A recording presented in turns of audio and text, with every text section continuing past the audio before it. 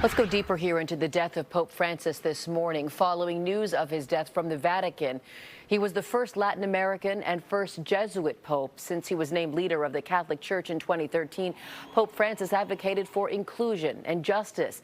He spoke out on the plight of migrants, refugees of war, and others who are largely forgotten or marginalized. For more insight on the death of Pope Francis and what comes next, we welcome Sandra Yocum, University of Dayton Professor of Faith and Culture. Thanks for being with us, Professor. Thank you. What is the Pope's most impactful legacy to you?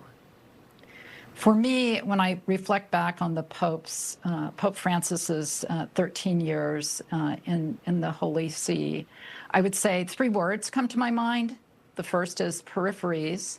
He began by saying, "I come from the ends of the earth," and he invited all of us to, as you already mentioned in your introduction, to go out to the margins, to the peripheries, and to meet those who are poor, who are marginalized in various ways, LGBT persons, or people who are migrants or refugees, and inviting us to offer care and compassion as well as to learn from them about care and compassion.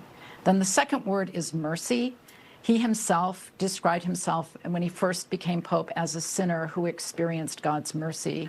And he wanted to share that mercy with others and to really be a witness to the tenderness of God and the constant possibility of coming into new life, which is the message of Easter.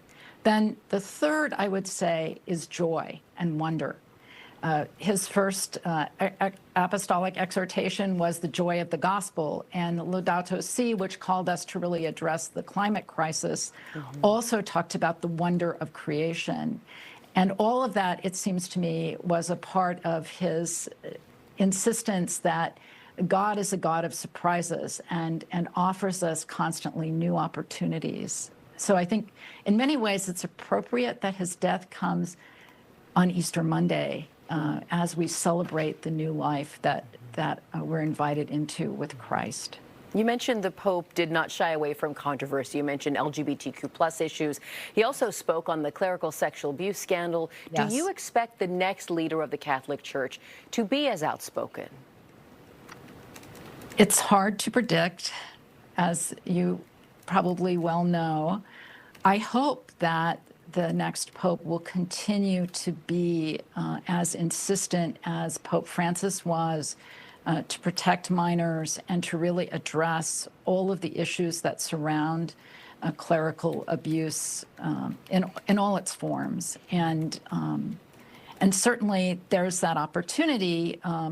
He has appointed many of the cardinals who will elect the new Pope, so hopefully they share his commitment. I would hope every person in the Catholic Church shares that commitment to address clerical sexual abuse. Let's look a little more broadly here. The past 12 years have seen changing social attitudes, political shifts. How is the Catholic Church itself different now than the one Pope Francis started leading in 2013? Wow, that's a really great question.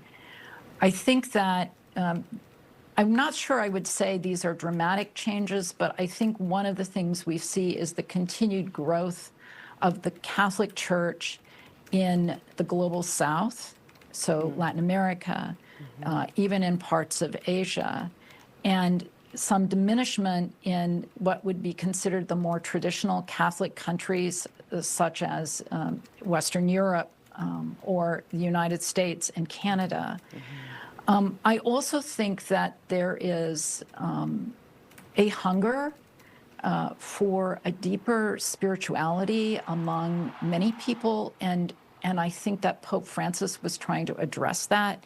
And I hope that the next Pope, and of course others within the Catholic Church, continue to address that and invite people into that kind of deeper relationship with God. Well, Professor Sandra Yocum, I know we reached you very, very early this morning. I appreciate your time and your expertise from the University of Dayton there. Thanks again for joining us. Thank you. Of course.